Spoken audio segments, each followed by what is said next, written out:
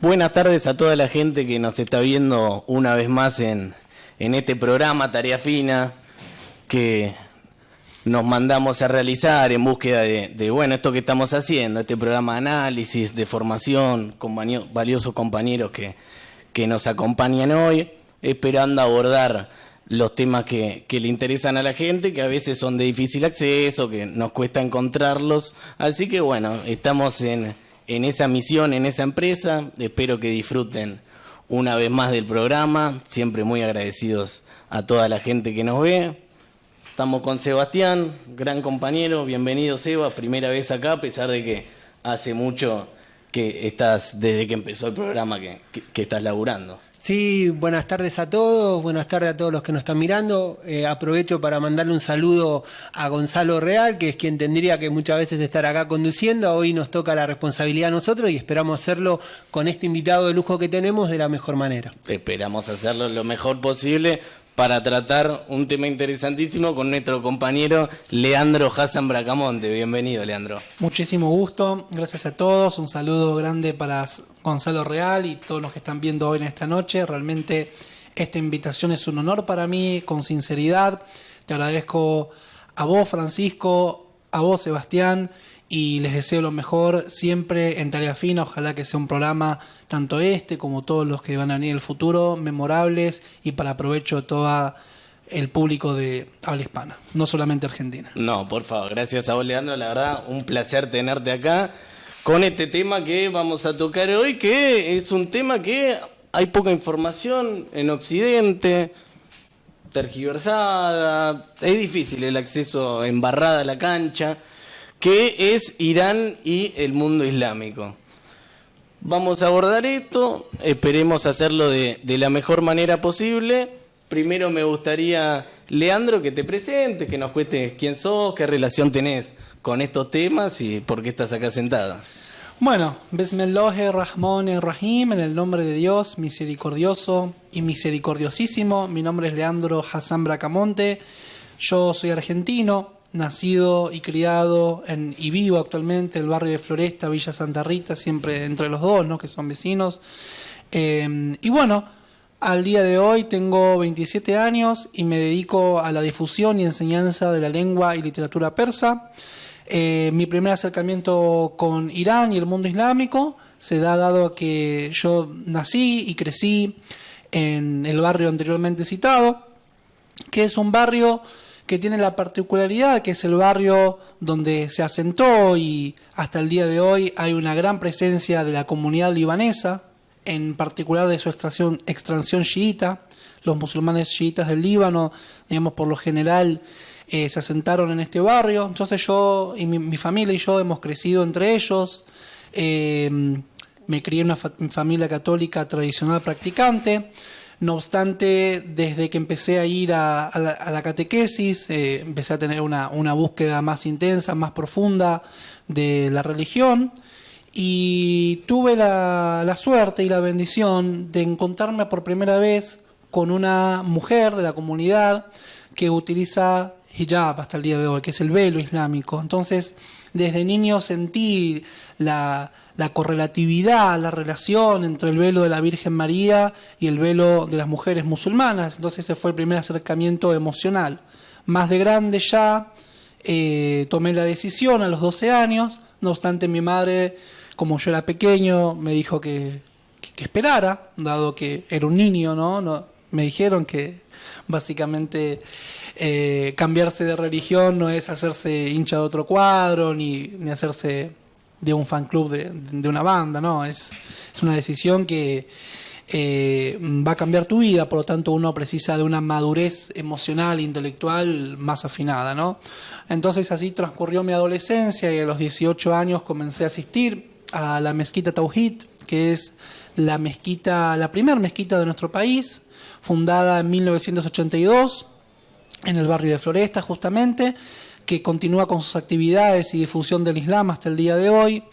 Y básicamente es una mezquita que es muy particular, además de ser la primera mezquita del país, dado que acarrea grandísimas bendiciones y muchísima gente, inclusive que hoy se congrega en otras mezquitas, en otras corrientes del Islam, se han iniciado ahí. Entonces también ahí se dieron las primeras editoriales de difusión islámica, la primera biografía de nuestro profeta y cientos de libros que hoy iluminan con su sabiduría a todo, digamos, el espectro hispanoparlante y todos los musulmanes hispanoparlantes con esos libros que se editaron por primera vez en nuestro país. En nuestra mezquita Tauhid hoy se educan en la religión del Islam para que tengamos idea de la dimensión que significa nuestra mezquita y también los musulmanes argentinos que se distinguen entre las comunidades islámicas de todo el mundo hispanoparlante. De hecho, cabe destacar que la primera traducción del Sagrado Corán, digamos uno de los libros más importantes, uno de los libros más importantes de la humanidad y el libro más importante de la religión del Islam, fue traducido por primera vez por un argentino. ¿Sí? Se tradujo primero en Argentina al castellano que en España, inclusive sabiendo que España tiene 8 siglos de civilización islámica en su territorio. Esto para que tomemos dimensión de lo que representa el Islam en Argentina y los musulmanes de Argentina. De hecho, nuestra comunidad, ¿sí? La comunidad islámica chiita duodecimana, que tiene un tronco central, que son los inmigrantes libaneses que vinieron hace ya varios tiempos. Tenemos un héroe de Malvinas, que es Marcelo Salomón, al cual estas palabras que sean para su honra. Y todo esto es un pequeño parangón, ¿sí?, de la grandeza del Islam en Argentina y digamos, en ese contexto es donde yo me integré, digamos, a esta comunidad. También los más grandes religiosos y los más grandes y educados religiosos del continente son de Argentina, ¿sí? Sería un poco largo enumerarlos, pero realmente es un orgullo saber que tenemos muchos religiosos con más de 15 años de estudio.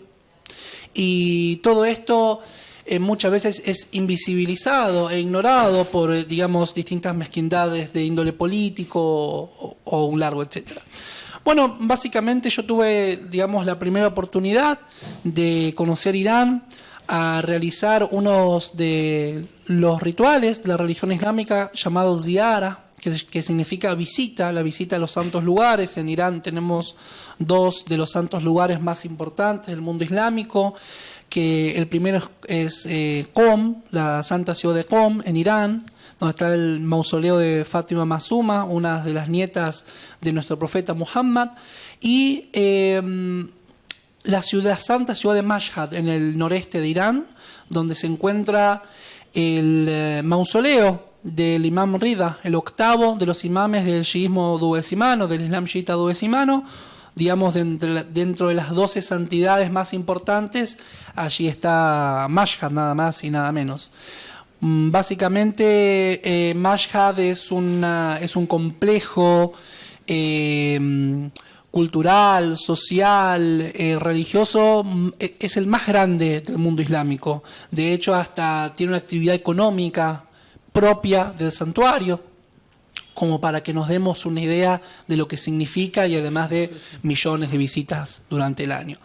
Bueno, tuve mi primera intervención en el país con esta visita, y luego tuve la oportunidad de estudiar un año en el seminario de formación islámica de Qom, donde pasé un año, aprendí la lengua persa. Luego regresé a la Argentina, y en el año 2015 que tomamos la decisión de poder brindar un servicio de enseñanza y difusión de la lengua y literatura persa que sea de calidad.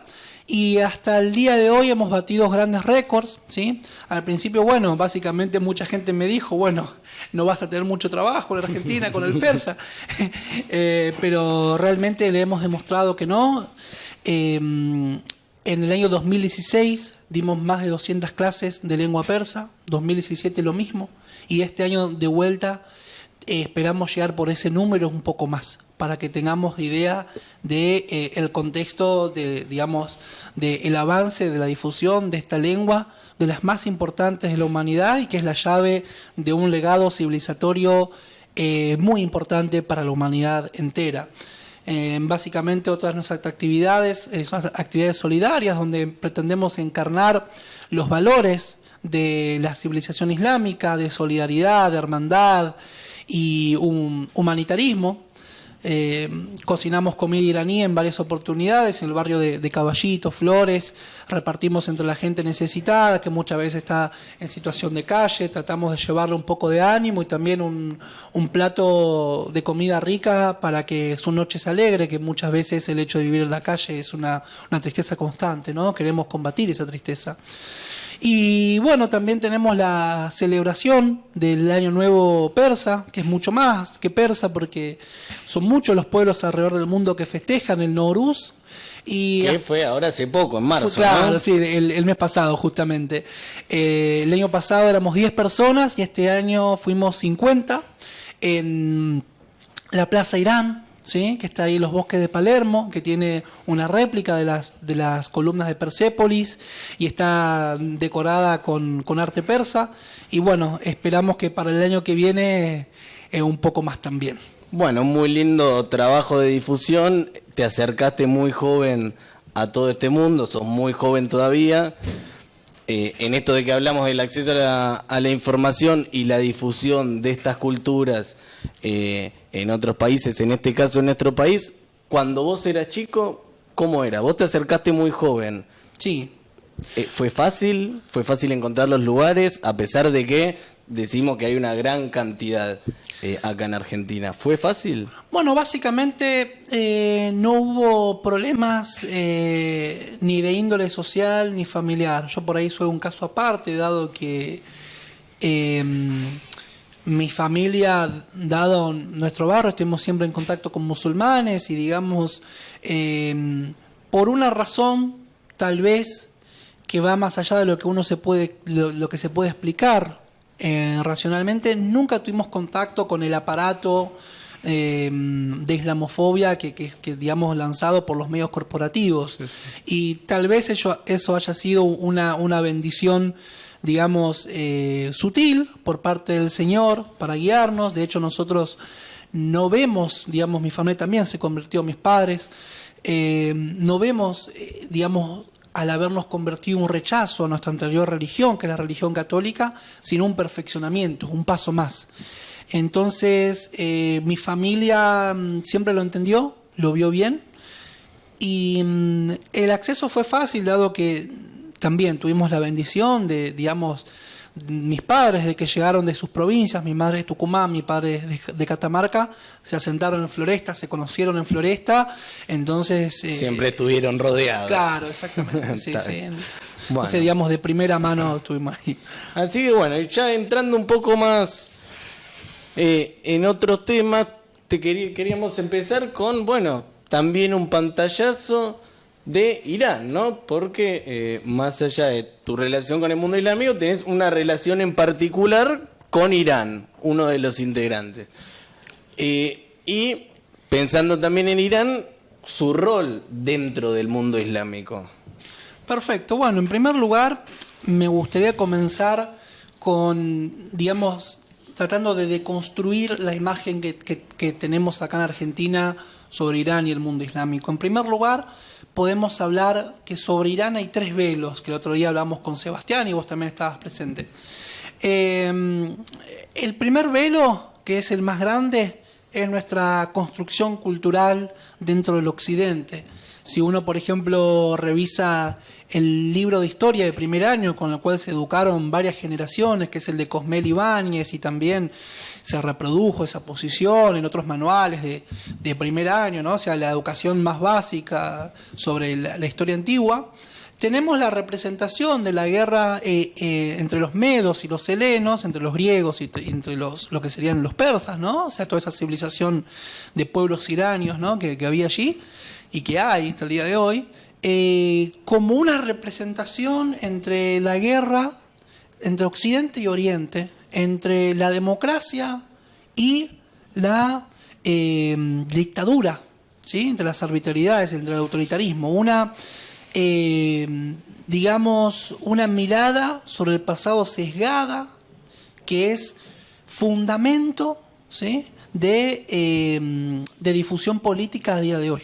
Porque si nosotros analizamos la historia, no necesariamente fue así.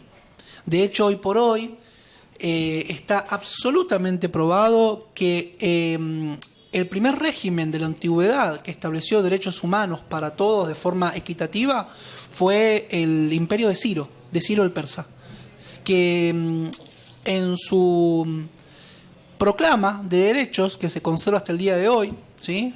Que fue robado por los ingleses y está en un museo en Inglaterra, dice que todos los pueblos que están en el imperio persa tienen derecho a su religión, a su lengua, los esclavos tendrán su sueldo, y que todas las casas y todos los edificios civiles que fueron destruidos en la conquista serán reconstruidos y pagados por el gobierno central.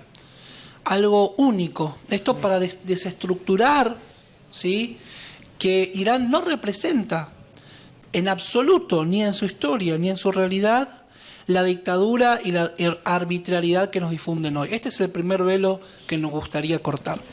El segundo gran velo es que el Occidente, ¿sí?, y nosotros, digamos, como un producto, subproducto de ello, ¿sí?, tuvo sus contactos con el mundo islámico, ¿sí?, en primer lugar,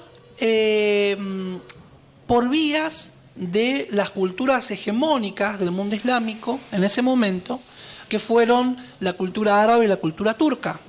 Y no solamente tuvieron contacto con ellos, sino muchas veces un contacto belicoso, ¿sí? Es decir, la hispanidad, ¿sí?, en sus fundamentos históricos, no solamente 1492, no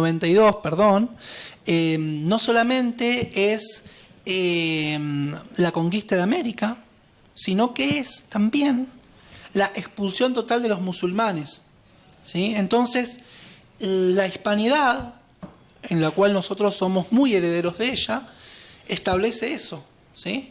Como que además de la conquista de América, ¿sí?, está la expulsión de los musulmanes, sin tener en cuenta que el Imperio Español nunca podría haber llegado a ser lo que llegó, a llegar a ser lo que fue, sin todo el legado civilizatorio, ¿sí?, que la civilización islámica legó allí. Y de hecho, como para entender, la civilización de Al-Ándalus no fue una civilización árabe. O sea, sí, llegó ejércitos árabes, oligarquía árabe, el idioma era el idioma árabe, pero era una civilización euroislámica, ¿sí? Es decir, eran visigodos que tenían problemas con francos. Los visigodos eran arrianos, una rama cristiana unitarista, ¿sí?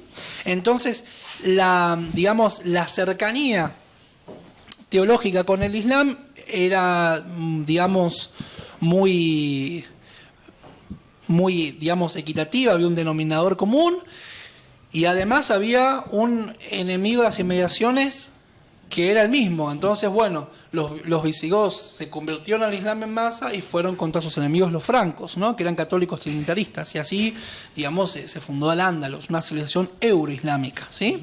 Y después, bueno, llegaron más adelante las conquistas de los turcos, y entonces como que, los pueblos iranios, Irán, quedó como muy relegado, ¿sí?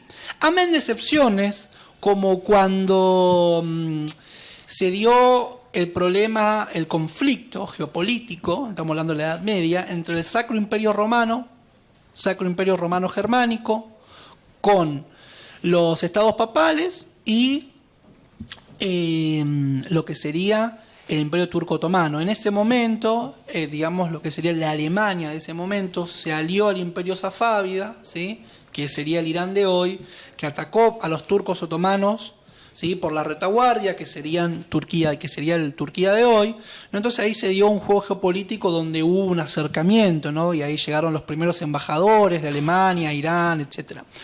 Pero, bueno, el primer velo está dado por ello, ¿sí? Es decir, el mundo occidental entiende a Irán como un otro, ¿sí? Lejano. ¿Se entiende? Sí. Al mundo islámico como lo árabe simplemente, sin entender su diversidad. El segundo velo es este, que acá intentamos un poco, ¿no? Digamos, dentro de lo que nos permite este espacio, de construirlo. El tercer gran velo es la cuestión de Argentina en particular, ¿sí? Argentina en particular tiene la cuestión de que, caído el muro de Berlín, el planteo geopolítico a nivel mundial ya es distinto. Entonces Argentina tenía que incorporarse al mundo, ¿sí? O quedar rezagada. Y ahí fue donde Argentina se incorporó al mundo. Creo que no hace falta explicar esas extrañas formas de incorporarse al mundo. Claro, exactamente. Estamos hablando de los años 90. Caído el muro de Berlín, se plantea, ¿sí? Digamos, para las potencias colonialistas, un nuevo enemigo geopolítico que sería el Islam, ¿sí? Un mundo islámico encarado, digamos, su soberanía y su dignidad por la República Islámica de Irán, que tuvo una revolución y, digamos, una especie de guerra fría, ¿sí? Cuando tuvo la guerra con Irak, porque las potencias lo apoyaron, ¿sí? Apoyaron al Irak de Saddam Hussein, que luego lo tirarían abajo ellos mismos, ¿no? Ellos crean Frankenstein, que después van a rebatir. Y bueno, todo eso, digamos, afectó a la relación de Argentina e Irán, y se dio, digamos, un nuevo velo, que a partir de los 90 hasta hoy, ¿sí? Que serían más de 30 años casi, ¿sí? Ya casi 40, se tiró sobre Irán un tercer velo, que es el velo de cómo los medios corporativos han mal educado a gran parte de nuestra población en una retórica xenofóbica, ¿sí? En contra de Irán. Yo a veces leo las producciones, si se les puede llamar así, de los medios corporativos, y realmente es vergonzoso que y creo que es hasta criminal que se le mienta así a nuestro pueblo, porque puede haber un conflicto geopolítico, judicial o lo que fuese, pero no se le debe mentir al pueblo ni educarlo, ¿sí? En fines políticos espurios, porque tenemos que entender un valor básico tanto de nuestra religión islámica como un valor universal, que a la raíz de todos los problemas está la ignorancia. No está en que si el otro es negro, es blanco, es musulmán, es judío o cristiano. El fondo de todo problema es la ignorancia. Entonces, si nosotros, en vez de educar, echar luz, conducir a la gente a obtener el conocimiento, echamos sombra, lo que estamos generando son más problemas. Sí, totalmente. Por eso al principio decía, embarran la cancha. Digo, con estos temas informativos, embarran la cancha, ¿no? Totalmente. Es decir, bueno, no es el momento para analizar artículo por artículo, medio por medio, pero realmente la realidad del Irán de hoy es muy, muy distinta a lo que nos han contado hasta el día de hoy. Básicamente, digamos, ahora centrándonos un poco más en Irán, la historia de Irán comienza con lo que sería la llegada, ¿sí? Y la expansión de los pueblos arios en todo lo que sería lo que sería hoy el territorio de Irán y el Asia Central y el Asia Occidental. Ahora bien, ¿qué entendemos nosotros como pueblos arios? ¿Sí? Digamos, la mirada que en Occidente tenemos de este término, ¿sí?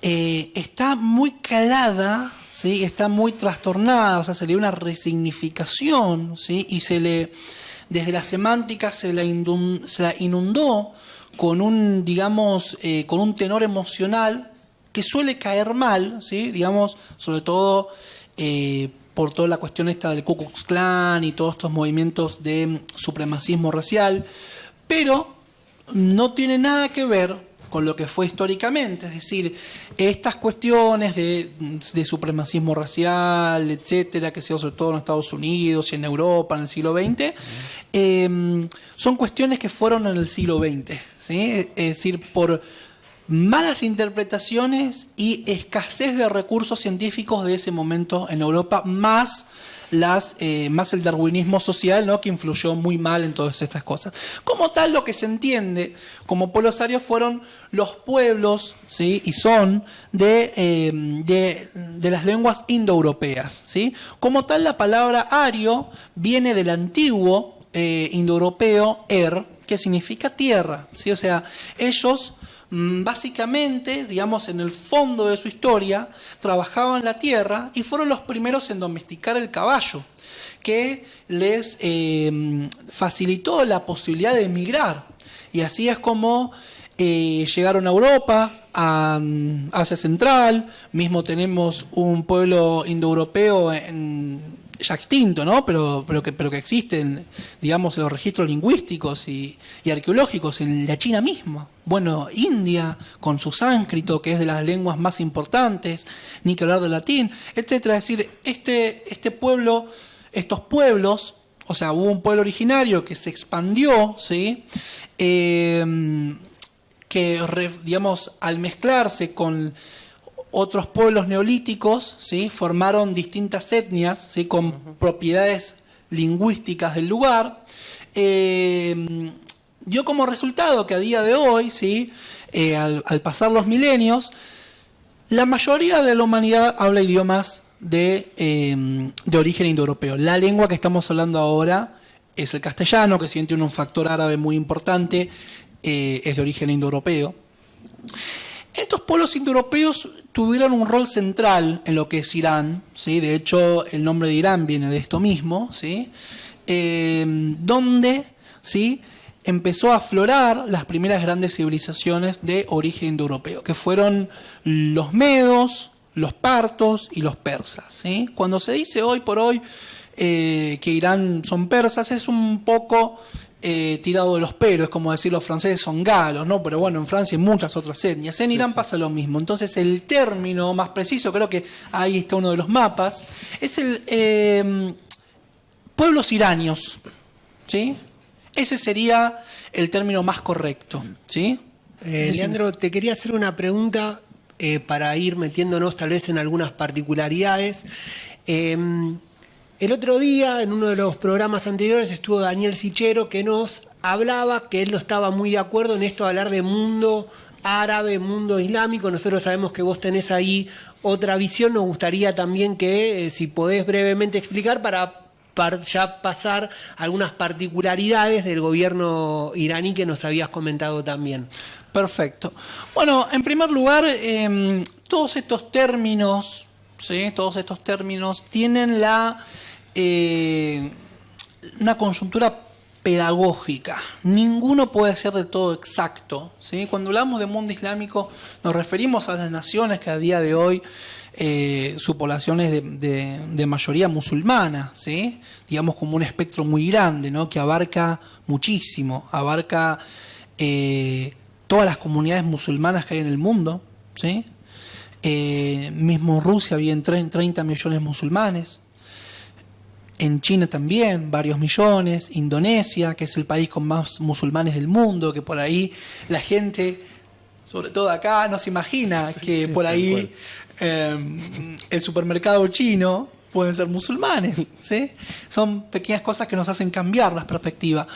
Entonces tiene un fin pedagógico, ¿sí? O sea, el mundo islámico vendría a ser eso.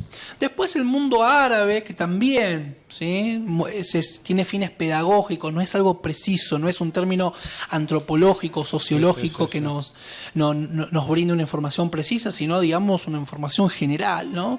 El mundo árabe como tal tiene subdivisiones, ¿sí?, que son claras. O sea, el mundo árabe se refiere a las más de 20 naciones que hablan el árabe. Si tenemos por un lado, ¿sí?, la península arábiga, donde está Arabia Saudita, el Yemen, Omán y las potencias del Golfo, ¿sí? Después tenemos la Arabia Negra, ¿sí?, donde está Somalia, Djibouti, ¿sí? Después tenemos el Levante, que fue en su momento la Gran Siria, donde está Siria, Líbano, Jordania y Palestina, ¿sí? Irak, ¿sí?, que tiene digamos, una particularidad muy especial, ¿sí? Después tenemos todo lo que sería el Magreb, ¿sí?, que significa occidente, ¿no?, que es el norte de África, y tenemos a Egipto, que sería como, digamos, el centro del mundo árabe, como pivote, que tiene una particularidad muy importante en el mundo árabe e islámico, ¿sí? Es decir, los egipcios fueron la nación que levantó la bandera, ¿sí?, se puso al hombro digamos, la labor de la enseñanza y la difusión de la lengua árabe, ¿sí? Los más grandes digamos, arabólogos, lingüistas de la lengua árabe son egipcios, ¿sí?, por lo general. Entonces, básicamente sería eso. Leandro, pasando a otro, tal vez de esto general, esta gran explicación que diste, nos gustaría algunas particularidades del gobierno iraní, desde lo político, desde lo teológico. Claro. Nos gustaría si nos podés explicar también este tema. Bueno, con vuestro permiso nuevamente, tenemos la cuestión, digamos, hilando, ¿no?, con lo anterior, digamos que en ese gran mundo islámico está lo que es la civilización islamo-persa, ¿sí?, que son todos estos pueblos iranios, los que hablé antes, también me echando con el anterior tema, que bueno, se han islamizado y tiene una particularidad cultural, étnica y religiosa, ¿sí?, que por ahí se difiere, ¿sí?, no necesariamente en el mal sentido, ¿sí?, pero es distinta a sus otros compañeros en el mundo islámico, para que vayamos entendiendo la profundidad y la diversidad de todo lo que es el gran mundo islámico, ¿no?, sobre todo lo que es esta Asia, que poco sabemos de ella. Básicamente Irán, ¿sí?, tiene como el Irán que conocemos hoy, que es donde nos vamos a dirigir en esta explicación, es heredero de una monarquía que se fundó hace aproximadamente 500 años, que fue el Imperio Safávida. ¿Sí? El Imperio Safávida, como tal, nace en lo que sería el noroeste de Irán, ¿sí? Es unas provincias azeríes, ¿sí? Hay una organización político-religiosa, ¿sí?, una cofradía, ¿sí?, donde el gran maestro era el Sheikh Safauddin.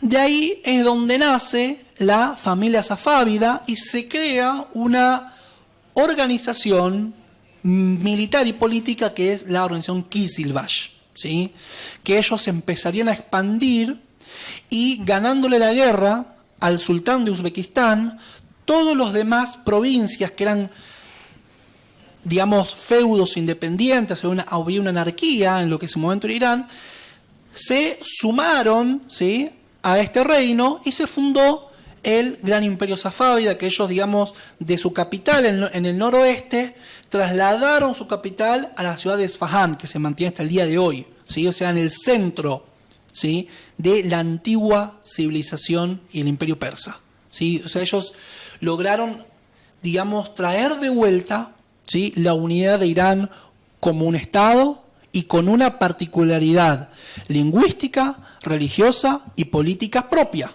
¿sí? Es decir, ellos establecieron como la lengua franca del reino la lengua persa, ¿sí?, y como religión oficial del reino el Islam chiita duodecimano, que era la misma corriente, ¿sí?, de los Kizilbash antes citados, ¿sí?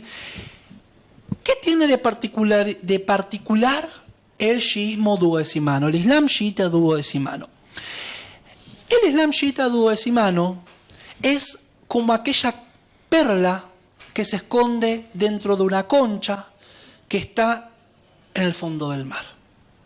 Todo este pseudo-islam que vemos al día de hoy y que vimos en la historia muchas veces, en sus, digamos, trágicas representaciones, como el Imperio Omeya, como los sultanes otomanos, como mismo el ISIS, ¿sí? que seguramente todos los que estamos acá lo han observado, y quienes están viendo también, son la representación de aquel Islam con I mayúscula. Hay un autor, que es Esteban Correa, que escribió un libro, que yo presencié su presentación en el año 2015, es un académico argentino, Jung y el Islam. Él ahí hace una diferenciación lingüística, ¿sí?, acerca del Islam, ¿sí?, en la lengua castellana, con I mayúscula y con I minúscula, ¿sí? El Islam con I mayúscula, ¿sí?, son los productos civilizatorios que dio el Islam, que muchas veces fueron buenos y otras veces fueron malos, y no siempre tienen correlación con la doctrina del Islam enseñada en el Corán y por nuestro profeta Muhammad, la paz sea con él y su familia. El Islam con I minúscula es la doctrina y la cosmovisión pura del Islam. Bueno, eso es el Islam chiita. Básicamente, digamos, nosotros, al igual que nuestros hermanos sunitas, tenemos como denominador común el Corán, ¿sí?, y el profeta Muhammad como hombre ejemplar que Dios ha elegido para difundir su mensaje, que es el mensaje del Islam. Además de ello, nosotros los musulmanes chiitas entendemos a Ali, su yerno, ¿sí?, como su legítimo sucesor por orden de Dios. Y creemos que esa orden de Dios está explícita en el Sagrado Corán. Para describir lo que es Ali y que todos nos entendamos, es lo siguiente. Hay un dicho, ¿sí?, es decir, la tradición oral es la segunda fuente del Islam después del Corán, del profeta Muhammad, que en una de las guerras con los opresores entre los árabes paganos, dijo lo siguiente: la espada de Ali en este momento es una adoración que vale más que la adoración de todos los seres humanos y de todos los genios en el universo. ¿Cuál es la explicación de este dicho? Que el verdadero Islam, la verdadera práctica islámica, es la lucha por la justicia social. Porque no era una guerra tribal como muchas veces islamólogos del occidente moderno nos pintan, sino que era una guerra de el monoteísmo y la justicia frente al politeísmo, las arbitrariedades y la injusticia. No por nada Perón dice que su socialismo es un socialismo cristiano, trazando un denominador común entre las tradiciones judía, cristiana, islámica. Tenemos que los grandes profetas, y esto consta en las Sagradas Escrituras, tienen un denominador común que es enfrentarse a las arbitrariedades de su época y tomar partido por los desposeídos, como por ejemplo Moisés frente al faraón, como por ejemplo Abraham frente a Nimrod, como por ejemplo Jesús frente a los romanos y frente a, y esto es muy, muy importante, la falsa religión, la religión tergiversada, ¿sí?, que era en ese momento los rabinos fariseos. Él vino a retrotraer un mensaje divino que es legítimo, que es entender que Dios nos creó para ser felices en este mundo y en el otro, y que si acá en este mundo le falta algo a alguien, es por culpa de los opresores, ¿sí? Ese mismo mensaje es el mensaje del Islam chiita. Y esto caló profundo dentro de los siglos y los siglos de Irán dentro de la religión islámica. Y dio como fruto lo que fue en el 79 la revolución islámica. ¿Cuál es su origen? El siguiente. Sucede que en el Imperio Safávida hubo un filósofo de nombre Mullah Sadra, que él unificó el conocimiento islámico. ¿sí?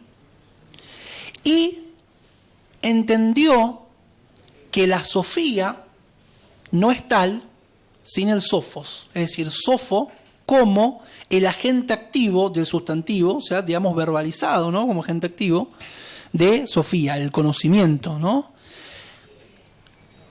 Imam Khomeini, en su trayectoria como académico, como teólogo, entendió que no solamente corresponde, ¿sí?, el rol del sabio musulmán como educador, sino también como legislador. Es decir, él entendió a través de las fuentes y a través de la sabiduría de los anteriores sabios, que en esta etapa de la humanidad, el sabio musulmán como sofos, y voy a explicar esto qué significa, tiene un rol político.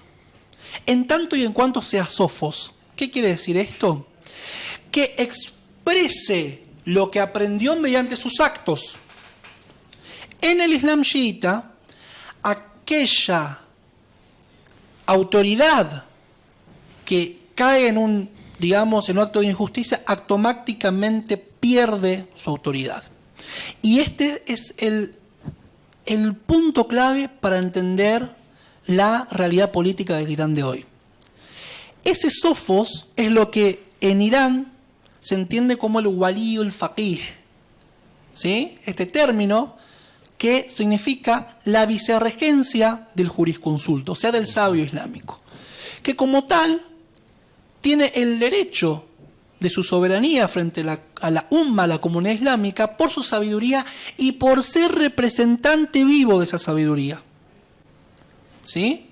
Y en base a eso, Irán logró formar un régimen, entendiendo régimen como conjunto de leyes, no como lo que significan, digamos, como la resignificación de los medios corporativos, basado en la religión divina y sus fuentes, el Islam y sus fuentes. Y no es para nada una arbitrariedad, como ya hemos explicado. Y además, el pueblo tiene su participación directa. No es que es una dictadura. No por nada en Irán hay elecciones, ¿sí?, donde se elige al presidente y a las autoridades locales, ¿sí? Entonces ahí el pueblo interviene directamente, por eso es una república, y también interviene indirectamente en el poder superior, que es el religioso, porque la misma comunidad islámica elige a lo que se llama Majlis-e Jobregón, ¿sí? O sea, la asamblea de expertos, que es que controla que el líder sea un sofos, sea representante realmente por su actitud y su ética intachable del Islam. Si no lo es, esa misma asamblea puede deponerlo. Tiene herramientas suficientes como para deponerlo. Exacto. Fíjate qué diferente que es esto a la imagen que teníamos de Irán hasta el día de hoy. Claro. ¿Sí? Por eso es tan importante esto que decimos. Claro. Porque hay que romper algunos paradigmas. Y les cuento más. No solamente Irán integra de esta forma a su pueblo, una participación directa en el poder, sino que también a las minorías étnicas y las minorías religiosas. En Irán tenemos cristianos, muchos de ellos asirios, armenios, refugiados de lo que fue el genocidio armenio, que se está conmemorando, ¿no? O sea, el aniversario. Mi condolencia para todo el pueblo armenio y exigimos el reconocimiento de este genocidio, que Irán lo exige también. Cristianos rusos, polacos, todos, muchos de ellos fueron, digamos, en el siglo XX, refugiados en Irán, ¿sí? Tenemos judíos, ¿sí?, y judíos de comunidades milenarias y antiquísimas, y esto es un punto clave, porque muchas veces a Irán se lo relaciona de forma falsa e hipócrita con el antisemitismo, que es un error total, ¿sí? Porque creo que no hay país más seguro donde los judíos vivan mejor que Irán. De hecho, la primer sinagoga que yo entré en mi vida fue en Irán y no en Argentina, para que te des una idea. Tenemos también la minoría zoroastriana, que era la religión antes de la islamización de Irán, que todos ellos, por más que sean minorías numerosas o no, tienen sus representantes en el Parlamento, donde ellos pueden velar por los intereses de su comunidad en el poder mismo. Y por último, el reconocimiento de las minorías étnicas. En Irán tenemos azeríes, árabes y todas las otras etnias de origen indoeuropeo, todos los otros pueblos iranios, como los baluches, los gilaquíes, la gente de Mazandarán, los lor, los kurdos, ¿sí? Y en la misma constitución de la República Islámica de Irán tenemos que todas estas etnias tienen derecho a aprender y difundir su lengua en paralelo con la lengua persa oficial. Vos imaginate acá en Argentina qué lejos estamos de eso. Qué lejos estamos de eso, donde incluso muchas lenguas se han suprimido y bueno, claro, sí, o sea, ¿no? Pero digamos, la negación de las lenguas de los pueblos originarios. Sí, todo sí, eso en Irán ya están muchos pasos más avanzados. Pensaba, Francisco, Leandro, esta paradoja de que acá se habla en nombre de la libertad, de la participación, y sin embargo son las máscaras que utiliza o que se utilizan para justamente frenar todo tipo de participación, todo tipo de democracia popular. La verdad que súper sorprendido. La verdad que pensaba cómo muchas veces esto, ¿no? En el afán o en el nombre de la democracia se puede ser totalitario, se puede ser tan negador de las diferencias. Y descalificar a los que realmente pregonan las libertades, las diversidades culturales y demás, ¿no? Es impresionante ese juego. Bueno, se nos va yendo el programa, la verdad que rapidísimo, ha sido un placer. Sé que tenés una sorpresa para el final, que tenés un poema y tenemos una música, pero algo más que nos quieras contar, como para ir cerrando, esta que esperemos sea la primera de muchas ediciones que tengamos de este tema. Está el compañero Matías Benítez también, que nos vino a acompañar hoy, le mandamos un gran saludo. También va a ser muy importante su participación en algún otro programa. Algo para que vayamos cerrando, algo que te haya quedado en el tintero, seguro muchísimo, pero bueno, se nos pasó rápido. Y bueno, y después vamos cerrando. Bueno, por último, además de haber repasado lo que sería, digamos, el Irán multicultural, multirreligioso, democrático, sin dudas, también tenemos un Irán donde hay, sin dudas, igualdad de género, que es uno de los temas donde más se hace propaganda en contra de Irán. ¿A qué me refiero con esto? Que a partir de la llegada de la Revolución Islámica a Irán, tenemos una participación directa y un empoderamiento de la mujer que es único en su historia y único en toda la región. Sé que, perdón, que trajiste varias imágenes que ahí estamos viendo en pantalla referidas a esto que mencionabas, ocupando esos lugares. Básicamente con estas imágenes quiero puntualizar ciertas cosas. Número uno, la mujer iraní en la política. Esa señora que vieron ahí es una de las ministras. No solamente tienen cargos políticos, sino rangos militares también, ¿sí? Rangos educativos, donde prácticamente arrasan las mujeres, y la población universitaria de Irán es por lo menos de 60% para arriba de mujeres. Muy difícil ver una mujer joven iraní que no tenga por lo menos una licenciatura.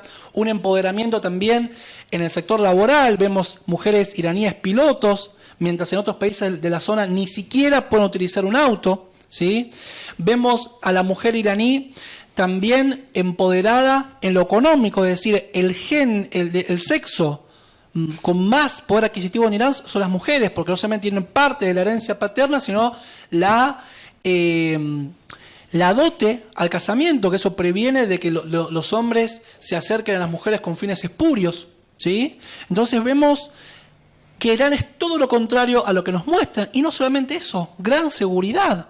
Yo, por ejemplo, a mí me pasaron anécdotas que tal vez no son significativas para lo académico, pero que les dan un pantallazo. Estaba un día en un hogar y una joven se viste y me dice: me voy a casa de la abuela. Y le digo: pero son las 12:30, ¿no tenés miedo? Me dice: no, chau, y se fue.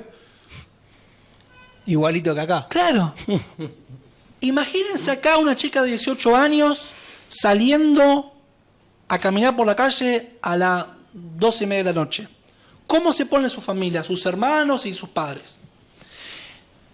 Sin dudas que hay problemas de machismo, violencia de género, pero son significativamente muchos menores que aquí, y puedo dar fe de ello y lo puedo comprobar siempre. Impresionante, porque una de las imágenes que más nos dan es la de la mujer como el género oprimido, con cero participación de las sociedades. Así que bueno, la verdad, una vez más ese juego que no nos sorprende para nada, pero que es llamativo. Que es llamativo y que también un poco construye la cosmovisión que nosotros tenemos de nuestros hermanos cristianos, de nuestros hermanos musulmanes. La realidad que, Leandro, antes de cerrar, quisiera hacerte una breve pregunta muy chiquita. La diferencia entre el Islam y el ser musulmán, que lo habíamos conversado, si se puede, estamos pidiendo mucho, brevemente, para que esto también quede claro y nuestros compañeros, utilizamos este programa también como una herramienta de formación, podamos acercarle esta diferencia. Bueno, es una definición básica y simple.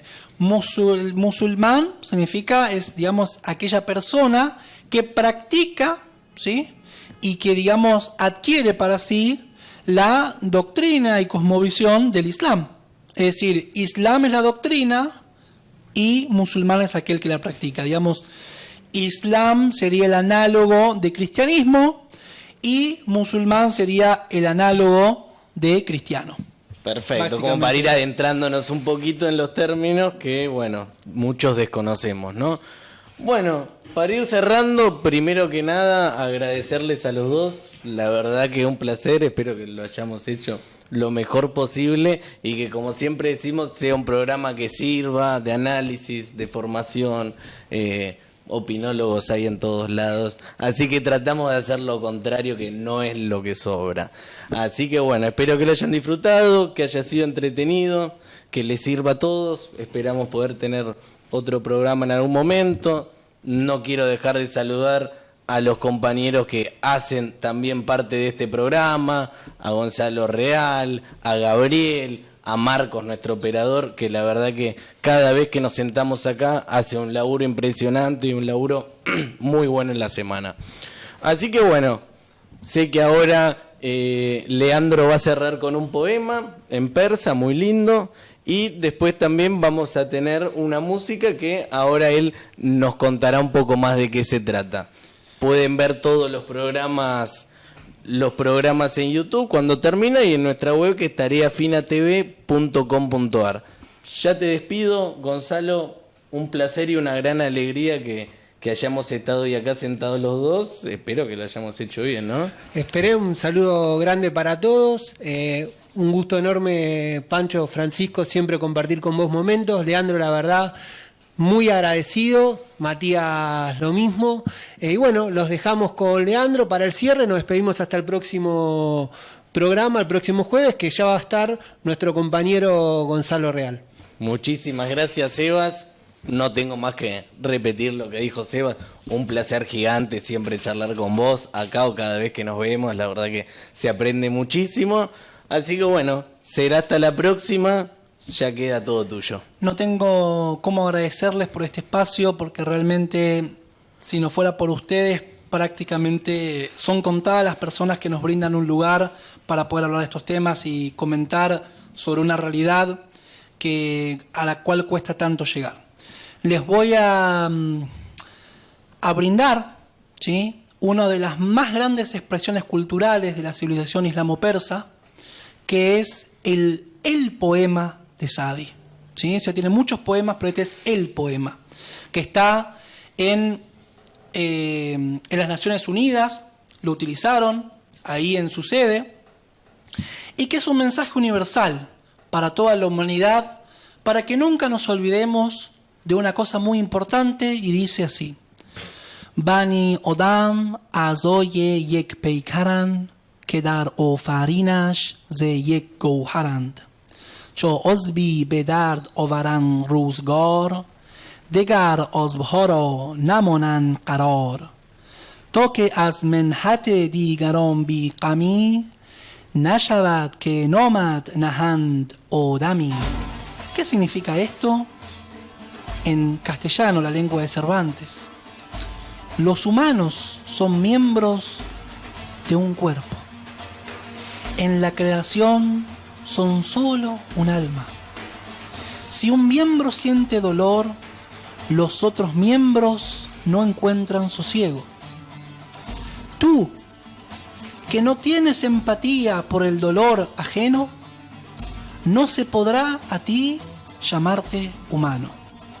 Sadi de Shiraz. Hassan, muchísimas gracias, será hasta la próxima. Bueno, estamos de vuelta un ratito más con nuestro otro invitado, Matías Benítez, profesor de historia, que bueno, le costó llegar, pero por suerte acá lo tenemos por lo menos en un ratito. Muy lindo el poema que acabamos de escuchar también de Leandro, la verdad, una hermosura. Sebas. Nos quedamos con ganas de más, Francisco. Rápidamente, Matías, en 5 minutitos, si nos podés explicar las condiciones del mundo islámico, la geopolítica, un pequeño... A ver, buenas tardes, muchas gracias por la invitación. Para volver al tema, ¿no?, de las ciencias sociales que se está analizando, en realidad el mundo islámico hoy en día vuelve a cobrar una importancia. Sin embargo, no es una excepción. En el espacio geográfico que hoy en día está el mundo islámico, ya en la antigüedad era una zona de importancia. Debemos ver que las principales civilizaciones o las civilizaciones primordiales nacieron en lo que hoy es Irak y Siria, como también en Egipto. Hoy en día vuelve el mundo islámico a estar en las planas. ¿Por qué? Porque es un espacio geográfico y cultural muy diverso. No se puede hablar de un mundo islámico a secas, sino que dentro del mundo islámico tenemos distintas parcialidades. Tenemos, por ejemplo, la zona arábiga, en la cual Egipto es el centro o el área pivote. Tenemos a Irán, que es el área pivote del mundo iranio. Tenemos a los pueblos túrquicos, cuyo centro más importante es Turquía, pero también es el Asia Central. Tenemos incluso en Asia Oriental regiones islámicas, como puede ser el caso de Indonesia, y minorías en lo que es Indochina, ¿no? En Birmania, en Camboya, en Laos, en Vietnam y en China. Esta zona, históricamente, se ha caracterizado por ser central. ¿A qué me refiero a ser una zona central? Que es una zona donde diversas civilizaciones se reúnen. Y ello es lo que lleva a su importancia, porque si vemos en la parte occidental, que sería el norte de África, se junta tanto el África subsahariana con el Islam, como Occidente, que es el heredero de Grecia y Roma. Claro. También en el Medio Oriente y el Asia Central se junta Rusia, que llega al mundo islámico. Tenemos la antigua civilización de la India, que es una civilización que no es muy estudiada hoy en día en Argentina, sin embargo es muy importante. De hecho, la India tiene su historia islámica. Y tenemos Oriente, que llega también por vía del Asia Central e Indochina a tener contacto con el mundo islámico.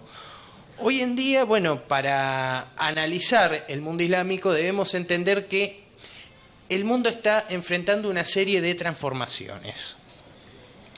La vieja hegemonía de Occidente está comenzando a llegar a su fin. Ello no implica que Estados Unidos vaya a desaparecer o que Europa... Está clarísimo. No. Van a seguir siendo zonas muy importantes. Pero va a bajar mucho su nivel. Pero otras zonas empezaron a ganar poder. De hecho, Irán, donde se ha dado una brillante exposición, hoy en día Irán es una potencia emergente muy importante. Lo vemos, por ejemplo, en todo lo que es el tema científico-técnico, en el tema económico y cada vez más en el tema diplomático. Y a partir de ahora, el mundo islámico vuelve a tener una preponderancia, pero por una cuestión bastante lógica. Es muy extenso territorialmente, tiene muchas potencialidades energéticas y naturales. Ello lo implica tener una importancia en la economía. Y al estar enfrentando ahora una etapa de desarrollo, ya comienza a ser más importante en el ámbito político. Y al ser una zona de confluencias, ello diplomáticamente va a jugar. E incluso América Latina tiene su contacto con el mundo islámico a través de África, Tal cual. que ha sido siempre África y Europa del Sur nuestro enlace natural El nexo. con el mundo islámico.